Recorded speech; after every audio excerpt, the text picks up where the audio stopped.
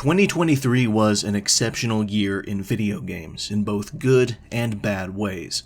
The bad way was the unfortunately ruthless nature of the industry, leading to many sudden layoffs, begging the question of how such a lucrative business can be so unsafe for the average worker, even when the company they work for might be responsible for big hits and growing year-over-year revenue. And to paint an even darker picture, 2024 has been even worse. The good way is the sheer fact that, in spite of those business woes, 2023 was loaded, front to back, with excellent video games. It's almost abnormal in how many high-quality titles we received. It's too early to say for certain, but I think as time goes on, we'll look back at 2023 as one of the strongest years of the post-HD era. In fact, it was so strong, it's the first year to force me to increase the size of my top games list. Usually I only do a top 5, because I only play enough games to really justify that size, plus some honorable mentions. But 2023 was such a merciless onslaught of good stuff, I couldn't refuse its demands to play more than usual and adjust my rules. To be completely honest, I even briefly considered going all the way to top 15, but ultimately decided not to. I don't know when or if we'll ever have a year where I feel like a top 15 is necessary, but I both look forward to and dread it.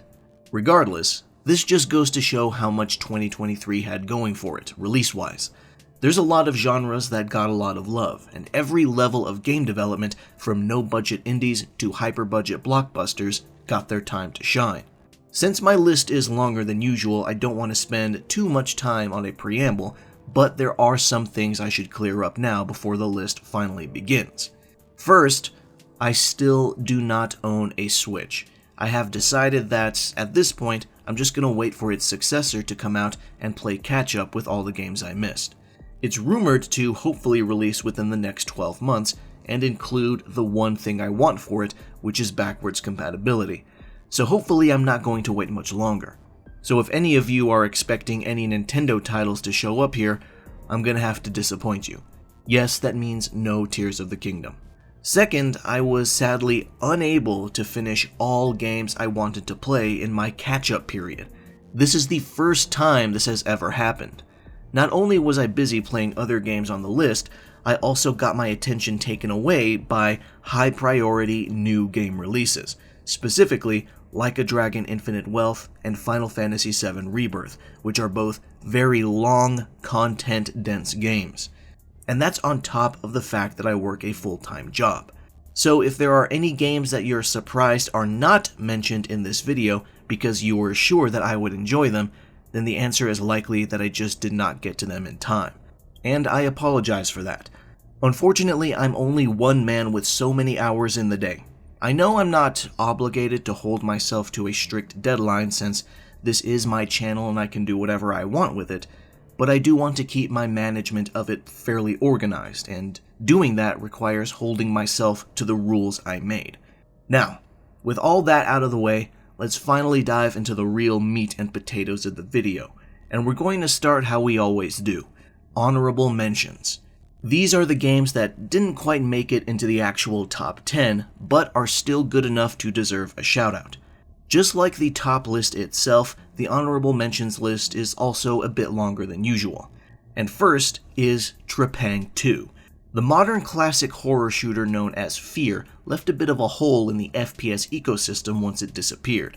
Who else was gonna make a moody, atmospheric, horror first-person game with just as much focus on action and mayhem with crazy physics and destructible environments? Well, here it is. The spiritual successor we've been waiting for, checking off basically every box it can.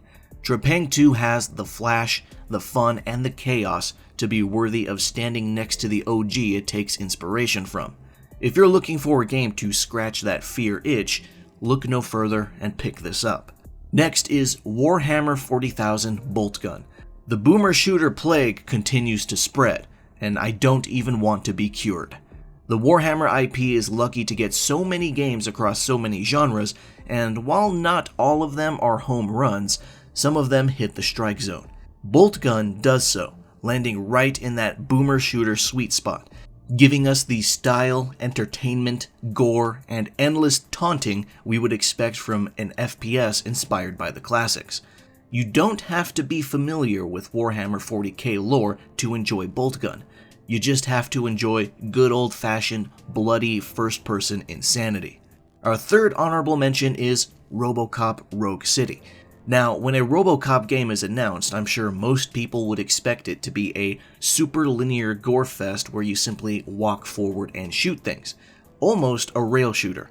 But Rogue City defies expectations by being a shockingly competent and investing immersive sim, complete with a dialogue system and various RPG elements that actually make a difference in how you play. And that's on top of the fact that controlling the titular character is, in itself, a hell of a lot of fun. It's sort of like playing a Deus Ex game where, instead of choosing between stealth versus violence, it's violence versus more violence. And if that sounds cool to you, give it a shot. Next up is Halls of Torment. Vampire Survivors made a ton of waves by introducing the world to the surprisingly addictive new genre of action roguelike auto shooters, sometimes simply shortened to survivor-likes or something similar. They're simple and totally addicting, and Halls of Torment is no different, bringing in a Diablo-inspired take on the emerging genre, and being just as investing. Speaking of survivor-likes though, our fifth honorable mention is another one, HoloCure. The VTuber storm rages on with no sign of slowing down, and leading the charge is HoloLive, with their growing fanbase of super passionate and creative viewers who are hard at work making multiple great fan games. The best of which, so far, has to be HoloCure, the bright, vibrant survivor-like that allows you to control the most popular VTubers on the planet and equip them with a ton of different weapons and items. Even though it's loaded with inside jokes and references that only a HoloLive loyalist would understand, HoloCure is still an incredible game in general with an astonishing amount of content and replayability. And it's free. Not only is it the best HoloLive fan game, it's arguably the best survivor-like, and it's free. So if you have even the slightest interest in trying it out, then go and do so, regardless of any HoloLive knowledge you might have. Next up is Street Fighter 6.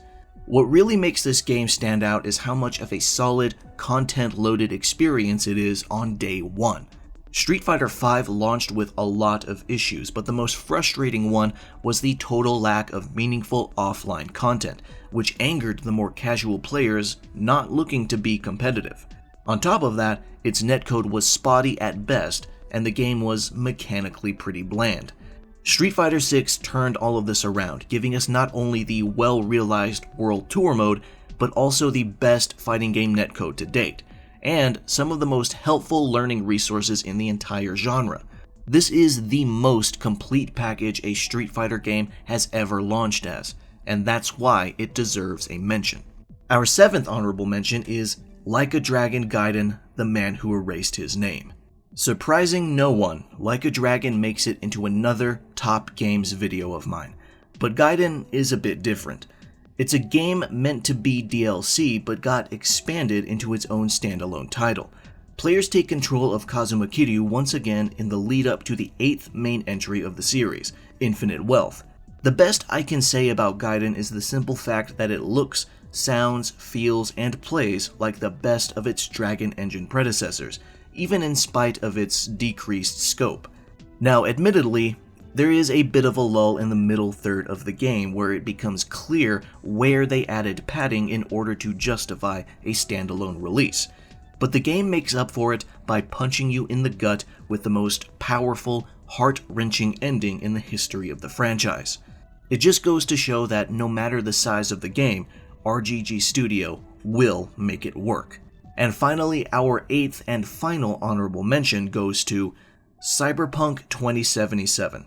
Now this one gave me a little bit of inner conflict, because part of me was considering putting it in the top 10 list, but I feel like I was bending my own rules a little too much. Granted, Phantom Liberty is a fantastic expansion in and of itself, but I didn't feel like it was enough to compete with the full games in the list. The 2.0 update is also very substantial, but I didn't want to group the 2.0 update with the expansion because it's not part of the expansion, it's just an update to the base game. I'm kinda making it complicated for myself, but regardless, the new and improved Cyberpunk 2077 gets a mention because it feels like a much more complete game than it was at launch. The new and updated mechanics make a huge difference, the graphical overhaul turns it into arguably the best looking game money can currently buy, and it's just an all-around great game now, without the need to put an asterisk next to its name to warn of horrible, game-ruining bugs. Being patient can be worth it sometimes. This concludes my honorable mentions. All great games in their own right, and they're each probably Game of the Year to someone else, somewhere. It wouldn't surprise me at all. But ultimately, I have 10 other games I've found myself enjoying even more. Before we dive into the list, I do just want to say that placing these games was really difficult. Giving them their spot on the list you're about to see took a lot of rearranging and constant moving and shifting around. Not only was 2023 packed with games, but a lot of them are so good that finalizing their order was a task in itself. So I want you to know that every game on my top 10 list is interchangeable with at least the games immediately before and after it. For example, the game in the number 3 spot is interchangeable with 4 and 2. In fact, I would go even further and say some specific games can be interchangeable by 2 positions in either direction. These games are that close to each other, so believe me when I say I racked my brain on this. Now, let's finally cut to the chase. It's time to get into my list. My top 10 games of 2023. Number 10. Dredge.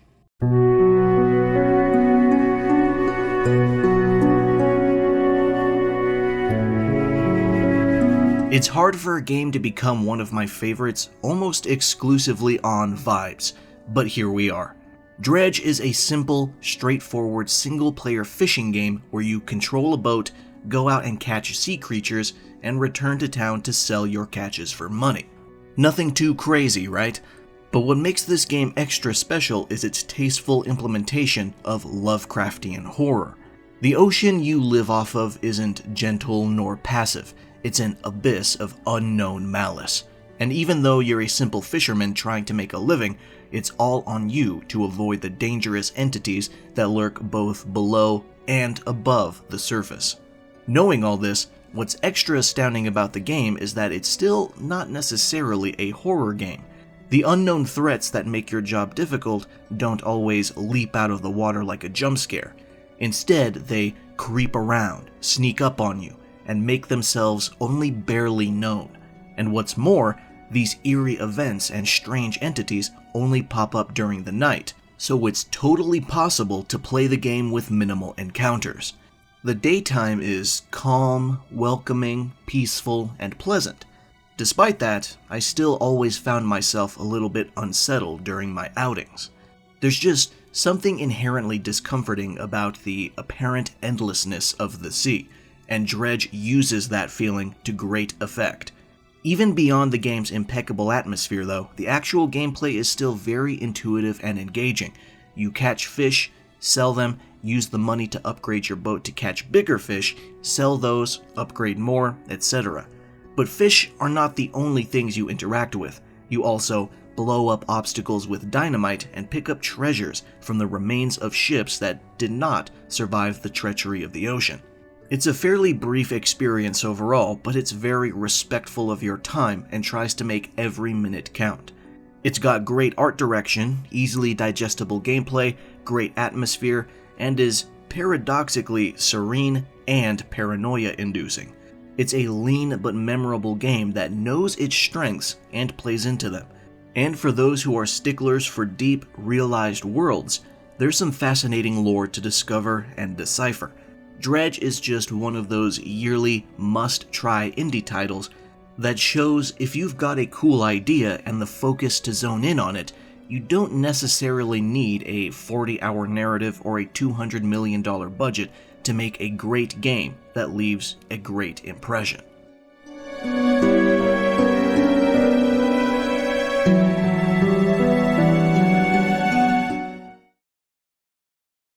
Number 9. Turbo Overkill.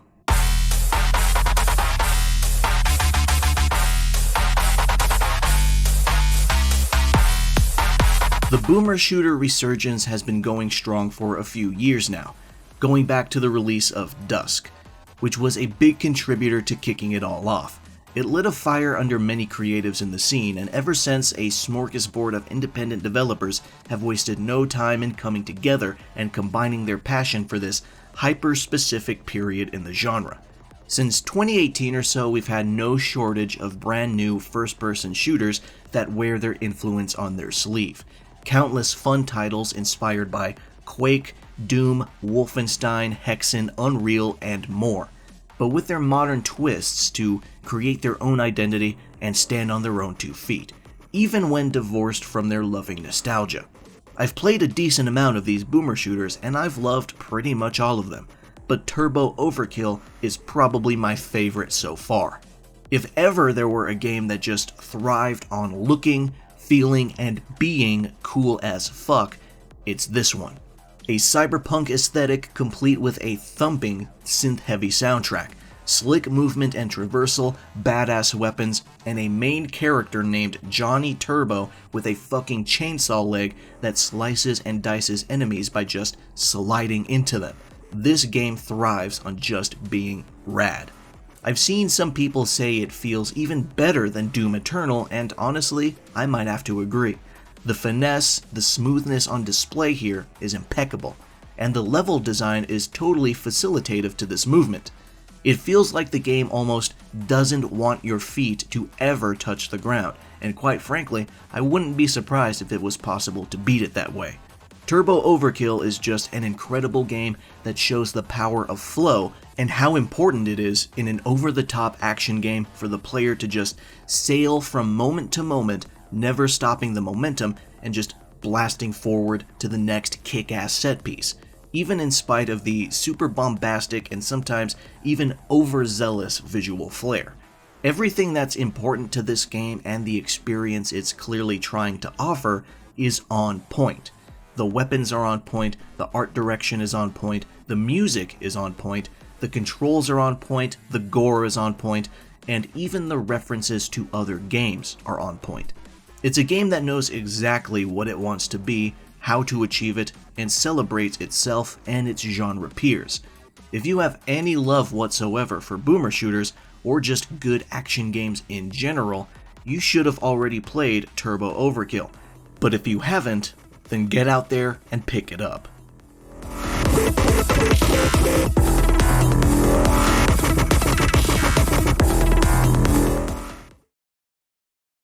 Number 8. Star Ocean: The Second Story R.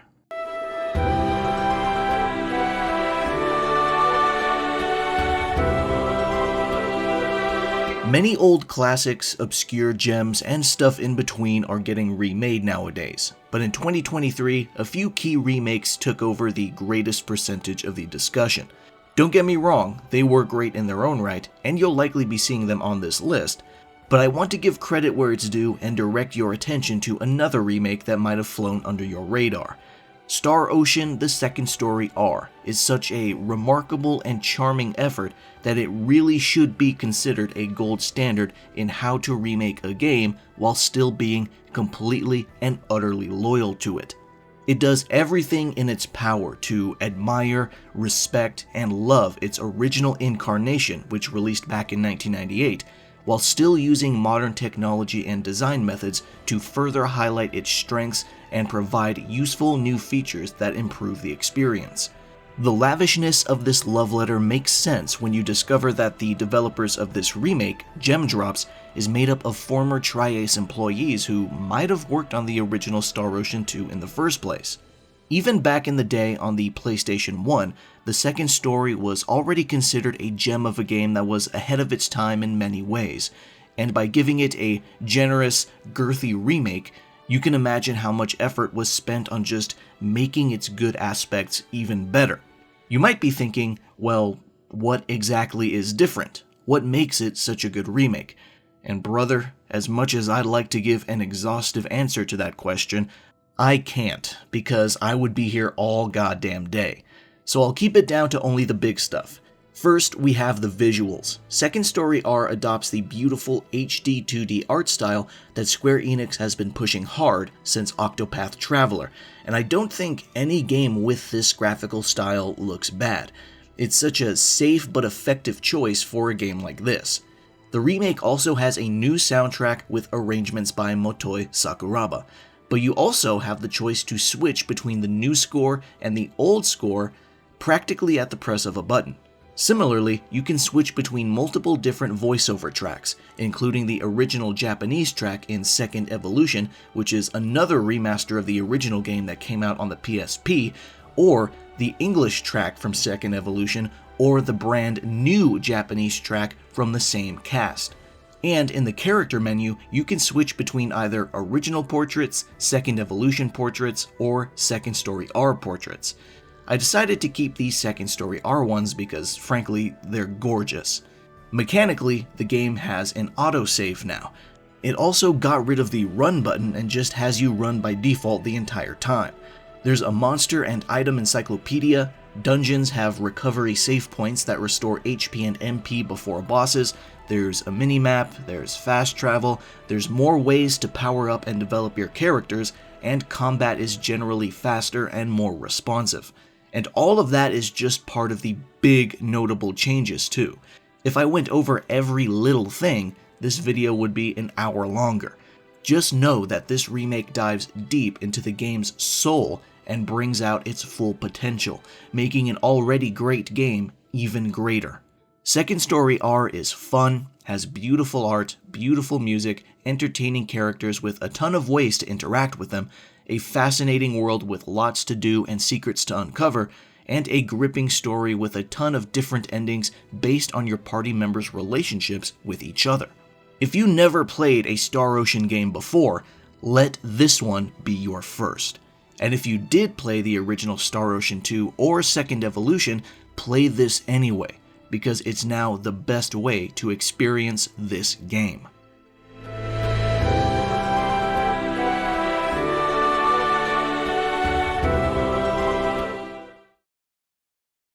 Number 7. Dead Space.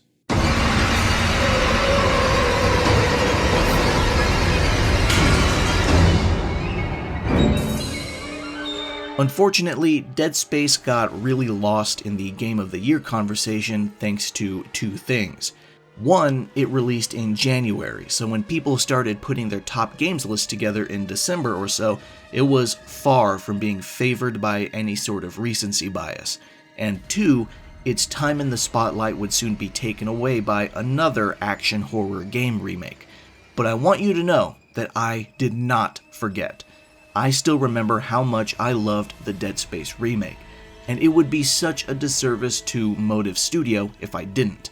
The lead up to this game's release was interesting, and cultivated some fascinating back and forth comparisons between itself and the Callisto Protocol, a very similar looking game made by the producer of the original Dead Space. It seemed to be an unintentional competition that was mostly perpetuated by fans, and the most common sentiment was that the Callisto Protocol was going to be the superior game and the real Dead Space successor, thanks to the power of being a new IP and being made under the leadership of someone who actually worked on the first Dead Space.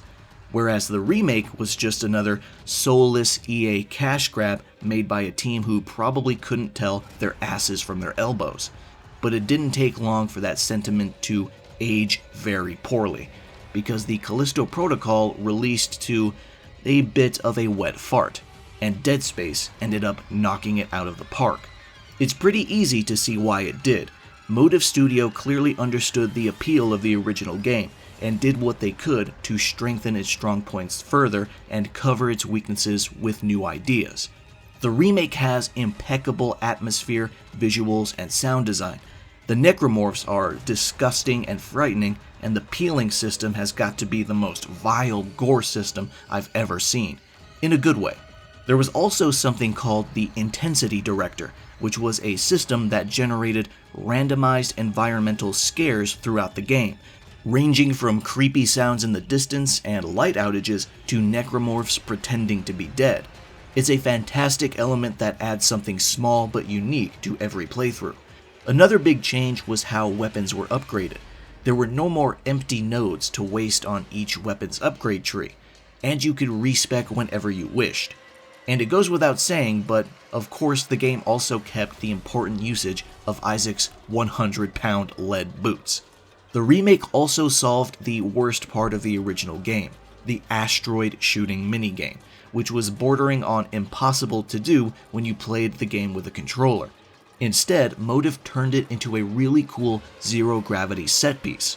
But the biggest and most crucial change of them all, and the thing that elevates this remake to being better than the original game in my honest opinion, is overhauled exploration.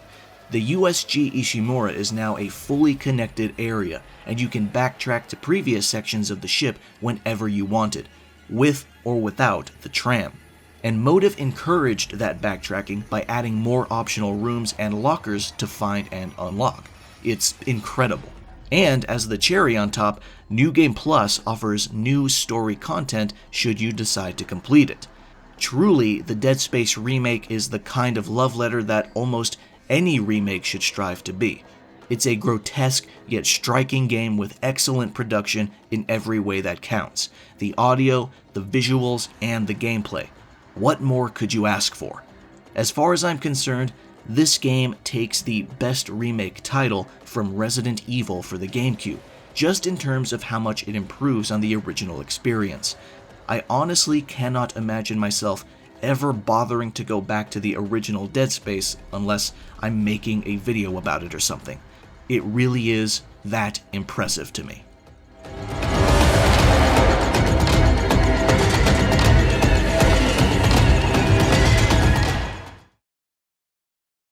Number 6. Final Fantasy XVI.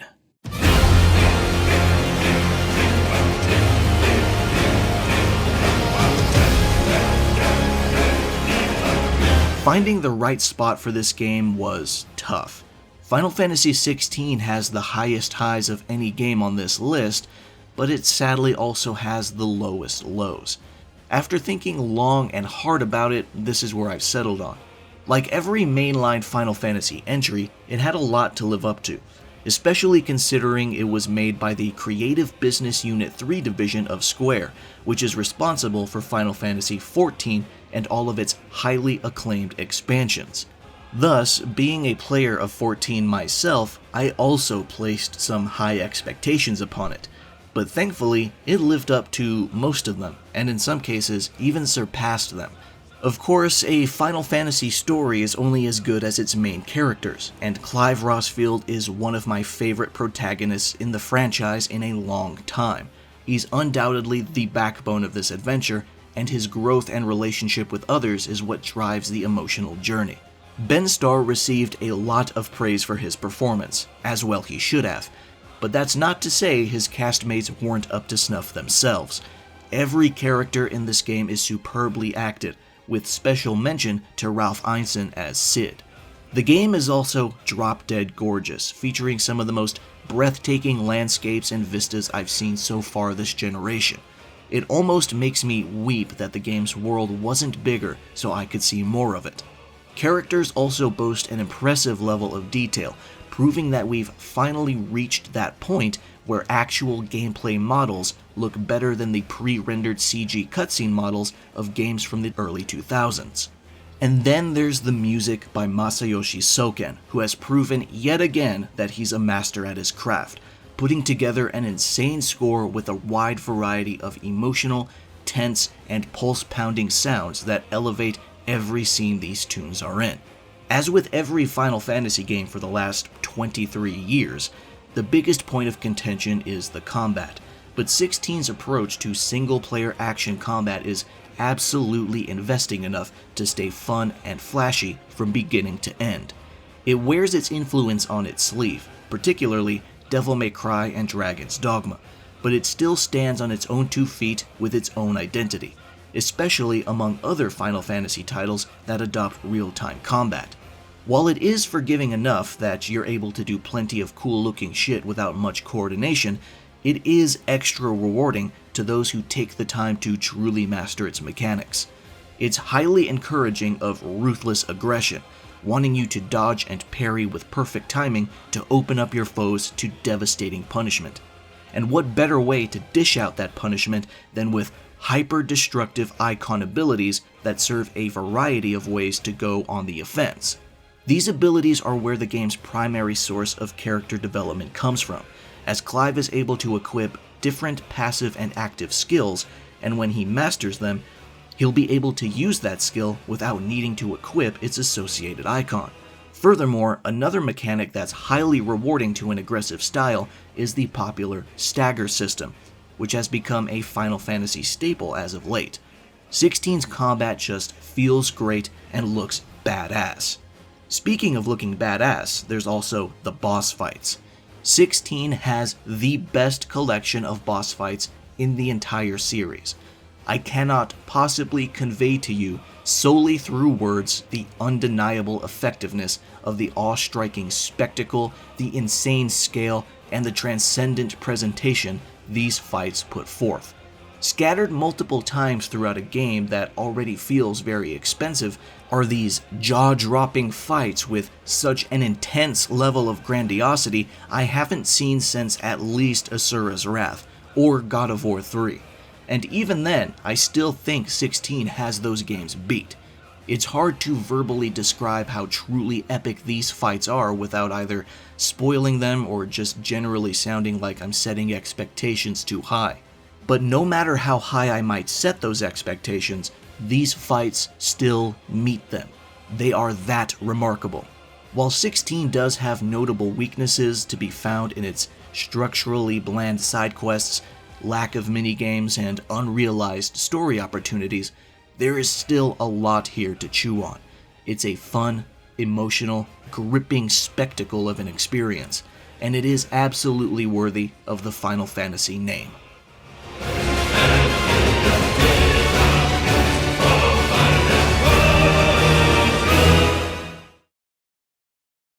Number 5. Armored Core 6: Fires of Rubicon.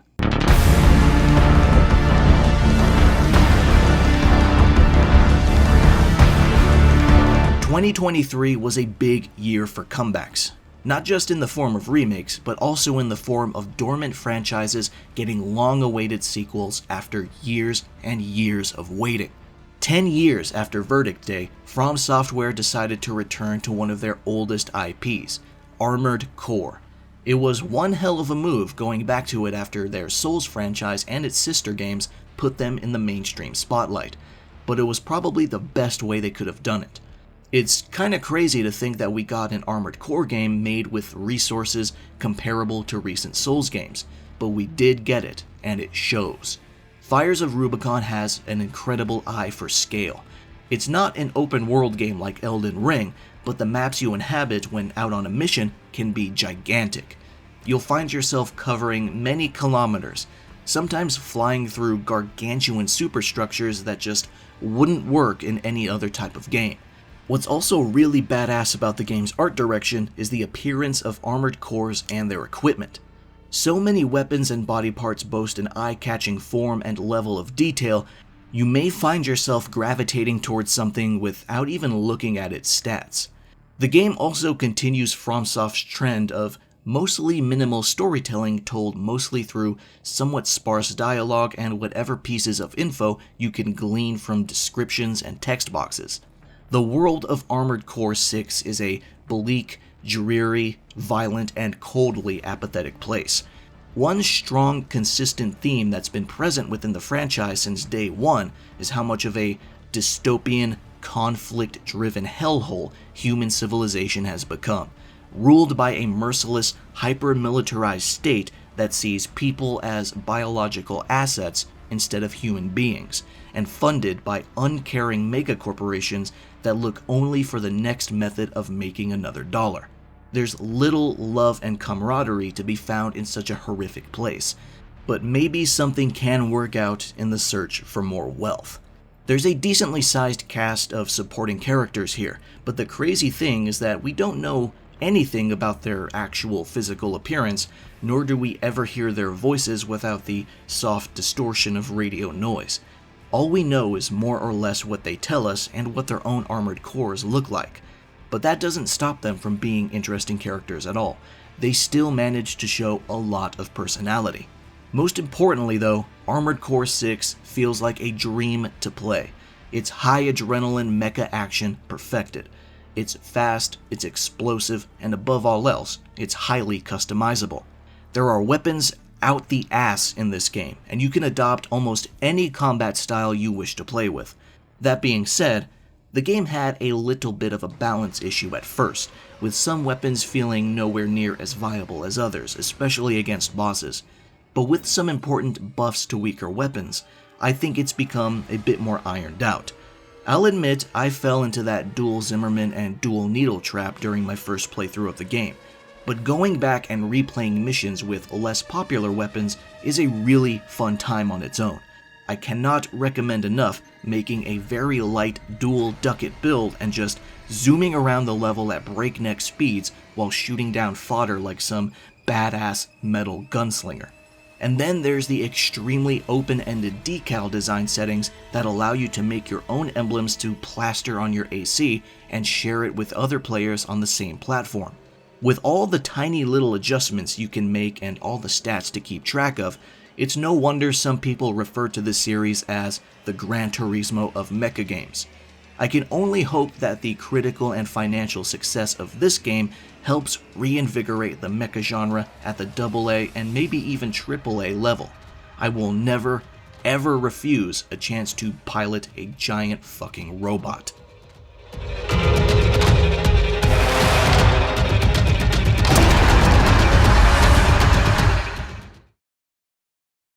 Number 4. Resident Evil 4.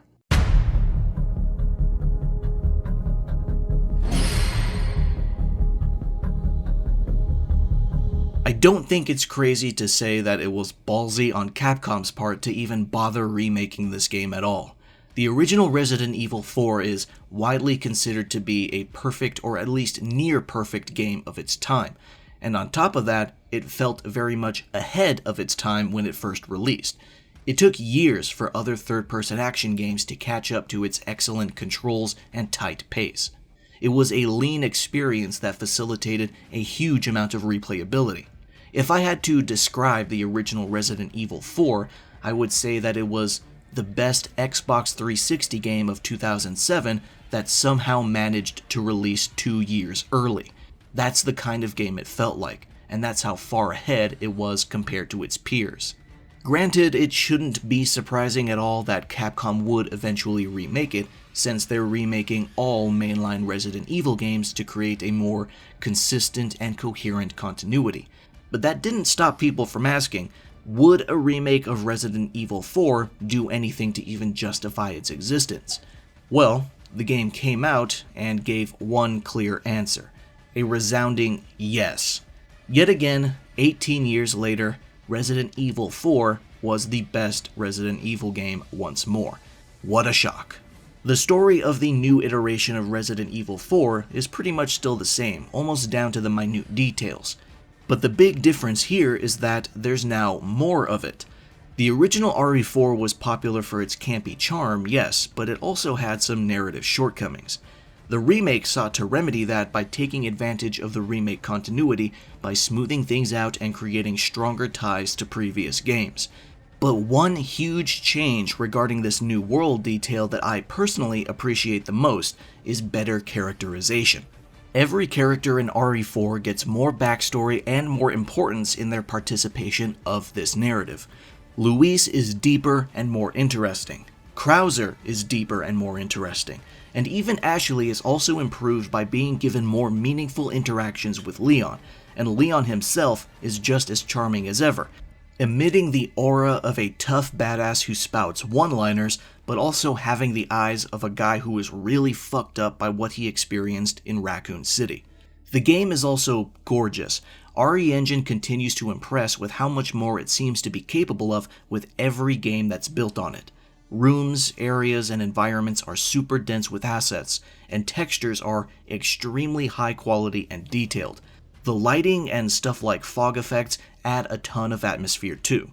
Then there's the gameplay, which is the hardest for a remake to try and improve on because the original was more or less considered practically perfect in this regard.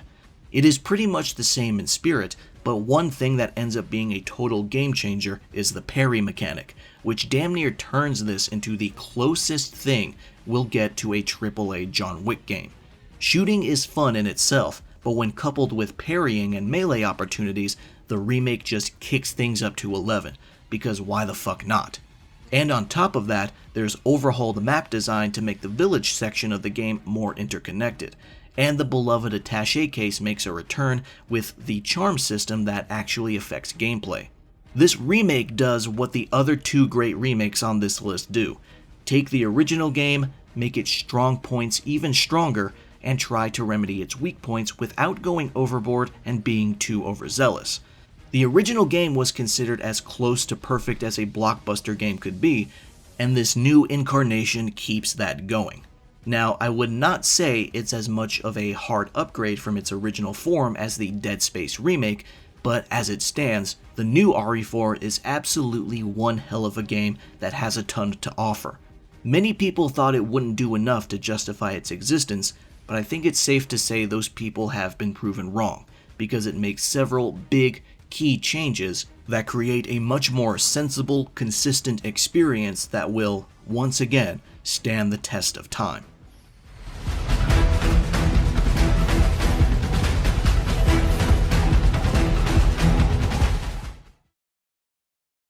Number 3.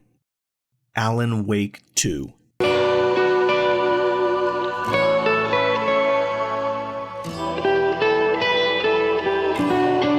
Over 13 years since the release of the first Alan Wake title, its true follow-up finally arrives. It seems like a dream that wasn't allowed to happen, especially since director and writer Sam Lake himself had to release an unfortunate announcement years ago that a sequel was simply not in the cards. But Remedy persisted. Even in the face of an uncertain future, they pushed forward with their ambitions and unique vision. They were able to release the time-bending action game Quantum Break thanks to a deal with Microsoft, and then they were able to push Control out the door, a reality-bending action game that ended up being part of a larger universe shared with Alan Wake, proven by the eventual DLC that boldly tied the games together. Then, at the Game Awards 2021, Alan Wake 2 was finally revealed to the world. It was no longer just a dream. Remedy's action thriller was finally continuing its story, and it featured a bit of a change in genre too, shifting to a more traditional survival horror format. I'll be blunt here and say that maybe it was a blessing in disguise that this game took so long to come out, because I simply cannot imagine that if Alan Wake 2 began development immediately following the release of Alan Wake 1, it would be just as good as the Alan Wake 2 we actually received. Story-wise, Alan Wake 2 is one of the most creative games we've seen in a long time, showcasing an impressive and bold mix of mediums. Its production budget was 50 million euros, putting it in the upper AA level of development. The coolest thing a game can do at that level or higher is actually take risks with its narrative to incorporate weird gameplay shit to tell its story, and Alan Wake 2 leaned into its weirdness to a truly admirable degree. I've seen some people comment that it's basically Alan Wake 2 and 3 crammed into a single game, and honestly, it's not that much of an exaggeration. It combines two different subgenres of mystery, a more grimy and sort of weird fiction-inspired tale more along the lines of, say, True Detective, and the other a heavily surreal, psychological plot with supernatural elements closer to something like Twin Peaks. Both of these narratives twist together to make the full story of Alan Wake 2, and the player is given the freedom to switch between those two narratives at will. Then there's the game's art direction, which is simply incredible. I strain myself to even think of any other Western-developed third-person thriller game with anywhere close to this deliberate style. If Atlus took their Persona artists and made a horror game, then it might be the only thing to approach it. And this isn't limited to just things like menus and text either. I'm talking about the use of visual effects and trickery, the use of color, and the sheer graphical fidelity. The character models, the super detailed environments, the moody lighting, it all coalesces into a highly atmospheric and visually striking style. The gameplay is also nothing to sneeze at. Alan Wake 2 plays just as tightly as the Resident Evil 2 remake, making it a bit slower than the first game, but more suitable for this sequel's heavy atmosphere. The game's map is also surprisingly large. Just when I thought I was already in the last area, the game introduces me to a new one.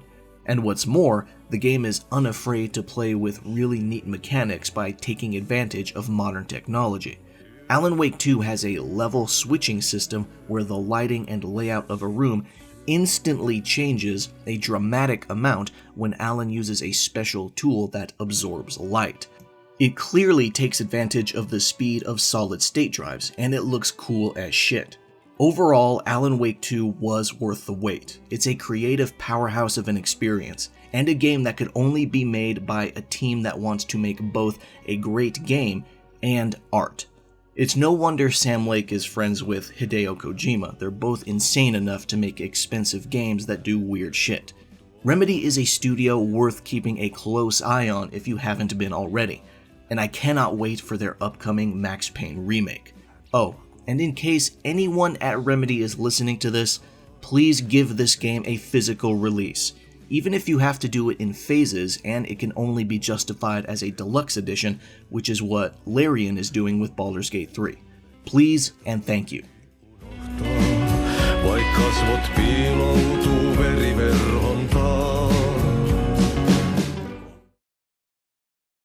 Number 2. Hi-Fi Rush.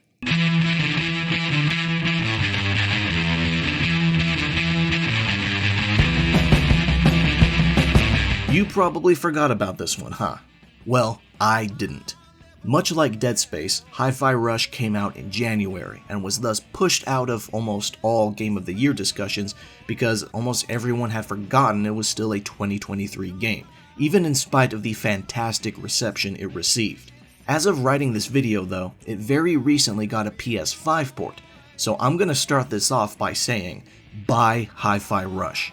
If you care about action games, rhythm games, new IPs, or colorful worlds and characters, get this game.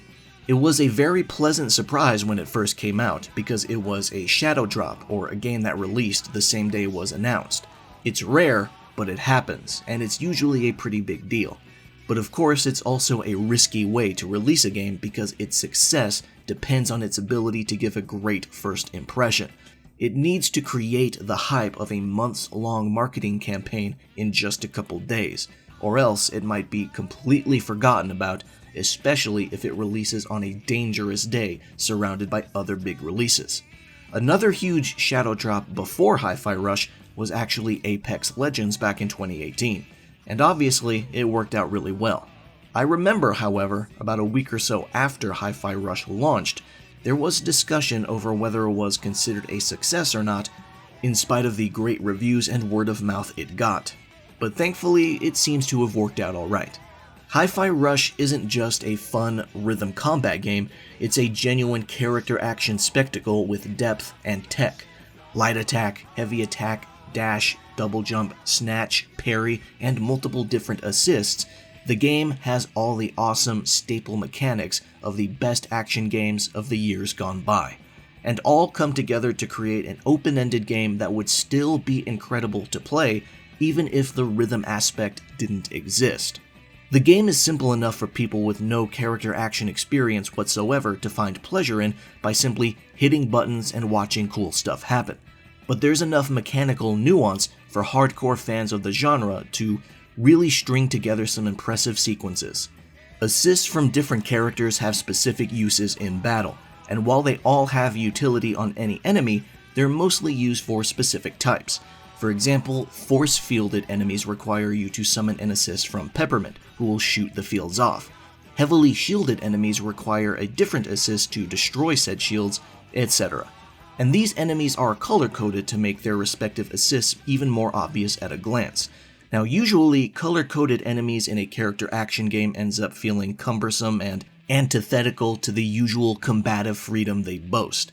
But Hi-Fi Rush does a really good job at making the system feel more natural with the experience, probably because you're expected to summon assists in tandem with performing regular attacks.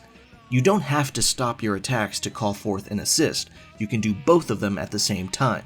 It's way less frustrating than other attempts made by other games. Hi-Fi Rush also has a pretty straightforward and simplistic cel-shaded aesthetic that we've all seen before, but where it shines is the tiny flourishes and special effects that pop up on occasion that resemble those we see in actual cartoons and comic books. I find it pretty reminiscent of the Spider-Verse movies, for example. It's helped even further by a bright palette of colors and asset-dense environments that make the highly stylized and varied levels feel like real places almost. An immense amount of effort was clearly put into the visuals of the game. Sometimes cheap cel-shaded graphics are used merely as a cost-saving technique, but Hi-Fi Rush is anything but, and fully commits to the style and brings out a level of visual charisma that isn't seen every day. Everything moves to the beat in this game, including the environment and the main character's own running animation. And speaking of, Hi-Fi Rush has an extremely colorful and lively setting with characters to match. Every member of the cast is bursting at the seams with personality and spunk. Their designs are distinctive and recognizable, as are their voices and demeanors. Chai, as a main character, is an airheaded loser. He's a fool, an idiot, and kind of a deadbeat, and yet I don't think I would prefer him any other way.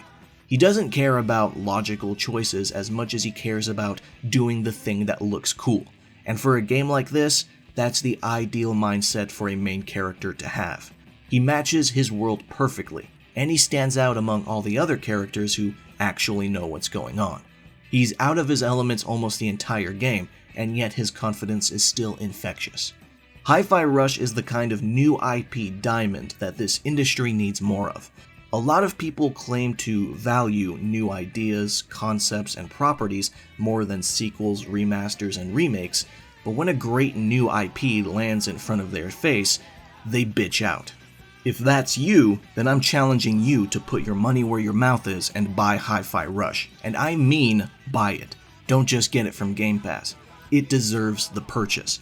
It's fun, stylish, charming, and has a rocking soundtrack and tons of content and replayability. I dare say that for the scope and aesthetic it aims for, Hi-Fi Rush is, or at least borders on, perfect.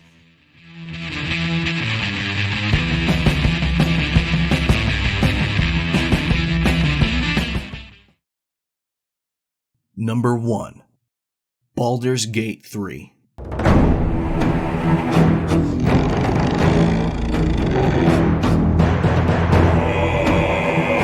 Gee, who could have possibly imagined this? I bet you're all just flabbergasted at this surprise, right? But seriously though, this game got a lot of attention, and rightfully so, to the point where it's probably useless to even talk about the game in its own segment because it's almost a certainty that you're already aware of the game and its strengths. But I'm gonna go ahead and talk about it anyway, at least for the sake of ceremony. Baldur's Gate 3 is what happens when the right team had the right amount of resources and the right amount of time with the right amount of feedback from fans. Larian Studios has actually been around for a minute, having been established in 1996. They spent most of their existence working on their own fantasy franchise, Divinity. In 2014, after the success of Divinity Original Sin, they approached Wizards of the Coast to make a new Baldur's Gate game, because it's something the leads had wanted to do for quite some time. Predictably, Wizards of the Coast dismissed Larian at the time, saying they were still too green to be trusted with the Baldur's Gate license, and Larian made Original Sin 2 as a mic drop response, doubling down on the faith they had in their own skill and experience. Wizards was finally impressed, and Larian was given enthusiastic permission to start on Baldur's Gate 3 that same year, in 2017. What made development of the game particularly interesting, however, was its life in early access. In October 2020, its entire first act was available immediately upon purchase, and it was not a tiny chunk of the game. It was about 25 hours or so of content, and it helped Larian gather tons of valuable information. Furthermore, the constant back and forth between the studio and players led to some major but necessary changes as the early access phase went on. Larian was so willing to listen to feedback and change ideas that they even threw away entire huge gameplay systems and mechanics because they just weren't working, or the players just didn't like them. Rather than trying to make a circular peg fit into a square hole, they had the humility to toss stuff out. This went on for almost 3 years, and finally the game fully launched in August 2023, and it was earth-rending. Baldur's Gate 3 completely annihilated already high expectations and saw so much success that Larian themselves were simply dumbfounded, even in spite of their skill, experience, and the positive word of mouth the early access version was receiving. This was a once-in-a-generation kind of RPG that could set a new standard and become the next anchor point for the genre that every AAA CRPG coming out in the future will be compared to. What's interesting though is that Baldur's Gate 3 doesn't really do anything particularly game-changing. It's not going to alter the landscape of the genre, but it didn't have to. The game's strengths come from the fact that Larian knew exactly what makes a CRPG compelling, and they went all in on those aspects. Baldur's Gate 3 is an excellent example of a game that broke new ground by not actually being groundbreaking, but instead taking what past games have done and just doing them even better. Character customization is extremely robust in both appearance options and class-related development. Combat itself is very open-ended and offers a shocking amount of ways to defeat an enemy and overcome an encounter. It rewards clever plans, ingenuity, and a rock-solid team composition, but also has tons of wiggle room for meaningful improvisation. Characters are absolutely phenomenal, and everyone's personalities practically explode off the screen. From their physical designs to their dialogue, all major, minor, and support characters add their own breath of fresh air to the world, and interacting with them all is practically a separate game in itself. With a script that supposedly rests at about 2 million words in length, the amount of conversational depth to be found is unmatched. The world is large and dense with detail and stuff to do. All acts of the narrative take place in vibrant, colorful environments that drip with an appropriately fitting Dungeons & Dragons aesthetic. And then there's the sheer amount of content the game has. Even while it was in early access and Act 1 took a solid 20 to 30 hours to complete, I don't think anyone was truly prepared for how ridiculously long of a journey this game would be. At a leisurely pace with lots of exploration, your first playthrough could be anywhere from 60 to 100 hours long, but that would still be only one permutation of what's possible. If you wanted to experience everything the game can feasibly offer of significance, you're looking at potentially thousands of hours worth of replays. And to most people who played this game, that actually does not sound like a chore, it sounds incredible. And that's what truly sets this game apart from others. I've mentioned a few times on this channel that the greater the scope a game has, the harder it is for it to be perfect. But Baldur's Gate 3 makes a pretty compelling argument that a massive 100-hour RPG adventure can actually get pretty goddamn close. Larian recently stated that they have no interest in continuing their involvement with the franchise. They're no longer working with Wizards of the Coast and will not be making Baldur's Gate 4 or any DLC for 3. But if another developer is ever given the license to make a sequel anytime soon, they're gonna have insanely big shoes to fill and an unreasonably tough act to follow.